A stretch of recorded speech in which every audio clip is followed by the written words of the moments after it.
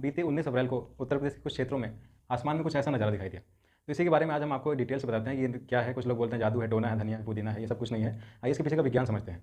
तो इसको समझने से पहले मैं आपको बताता हूँ दोस्तों, बादल जो होते हैं, क्लाउड्स जो होते हैं, वो 10 प्रकार के होते हैं। और इन 10 प्रकार में आपको अभी मैं बताऊँगा कि इसके बारे में, साइरस के बारे में और साइरोक्यूमुलस के बारे में। अब इसका आप पूछ रहे हैं कि ये बादल के बारे में क्यों बता रहे हैं, घुमा फिरा के यहाँ पे कहाँ आ गए, है ना। तो देखिए इसका डायरेक्टली संबंध है, ये जो आपने इस घटना को देखा है। एक बादल है साइरस, एक है साइरोक्यूमुलस। अब समझिए, ये जो आप घटना देख रहे हैं आसमान में, सूर्य के चारों तरफ एक घेरा बना हुआ है, इसको हिंदी में बोलते हैं आभा मंडल या सूर्य का आभा मंडल, और इंग्लिश में बोलते हैं सन हेलो। क्या बोलते हैं? सन हेलो।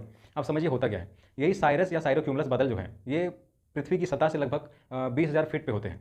और इन बादलों में क्या होता है, आइस के यानी बर्फ़ के क्रिस्टल्स बने होते हैं और कुछ नमी होती है। और जब सूर्य की किरणें इनसे होकर गुजरती हैं तो सूर्य की किरणें अपनी सातों अवयवी रंगों में उड़ जाती है। जैसा कि किसमें होता है, आपने प्रिज्म के केस में पढ़ा होगा, 12th में या हाई स्कूल में पढ़ा होगा। प्रिज्म से जब किसी प्रकाश की किरण को गुजारा जाता है तो वो प्रकाश की किरण अपने सातों रंगों में इस प्रकार से टूट जाती है ना। तो होता क्या है, आसमान में भी कभी कभी ऐसा होता है, मौसम में क्या है, नमी है, तब क्या होगा कि सूर्य की किरण आएगी और उन आइस क्रिस्टल से या जल की बूंदों से गुजरेगी और अपने सातों रंगों में विभाजित हो जाती है। ठीक, तो आप थोड़ा ध्यान से देखेंगे तो इस सूर्य के चारों जो घेरा बना है उसमें आपको प्रकाश के सातों रंग अलग अलग दिखाई देंगे, है ना। तो इसका कारण क्या है कि ये सेम प्रिज्म वाला कॉन्सेप्ट है। इसमें क्या हो गया, वर्ण विक्षेपण हो गया, लाइट का डिस्पर्जन हो चुका है।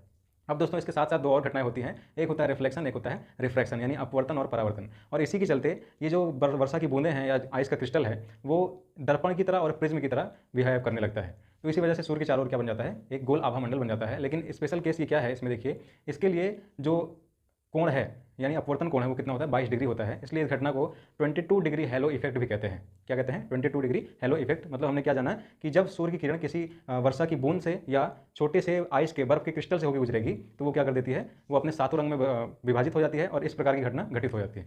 तो आइए दोस्तों इसके बारे में और अच्छे जानते हैं, ये क्या कहलाता है, हेलो इफेक्ट कहलाता है।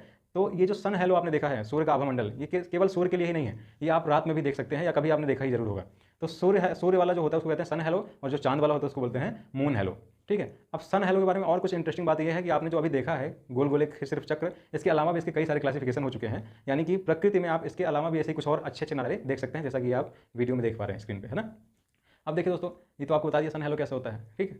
अब खास बात एक चीज़ और ध्यान दीजिए, ये सन हेलो जो होता है, माना जाता है, वैज्ञानिकों के द्वारा दावा किया गया है कि 365 दिन यानी साल के 365 दिनों में लगभग 100 दिन होता है ना। लगभग कितने दिन? 100 दिन होता है। इसका मतलब ये कोई दुर्लभ घटना नहीं है, ये आम घटना है। और अब आप बोलेंगे कि सर ये आम घटना है तो हमको हमेशा क्यों नहीं दिखाई देती? ये अधिकतर उन्हीं जगह पे होती है जहाँ पे ठंडक ज़्यादा होती है, जहाँ पे बर्फबारी की संभावना ज़्यादा होती है। ठीक, यानी कि ये ठंडे प्रदेशों में, ध्रुवीय प्रदेशों में या भूमध्य रेखा से काफ़ी ऊपर जाएंगे या काफ़ी नीचे जाएंगे तो वहाँ क्षेत्रों में ये घटनाएं ज़्यादा दिखाई देती हैं। और अपने यहाँ बहुत थोड़ा दुर्लभ है, इसलिए लोग देख के इसको चौंक जाते हैं कि ऐसा कैसे हो गया, क्या है ना। तो इसका होने का ये संकेत होता है कि बारिश होने वाली है या बर्फ गिरने वाली है। ठीक, तो ये इफेक्ट क्या था, हेलो इफेक्ट है।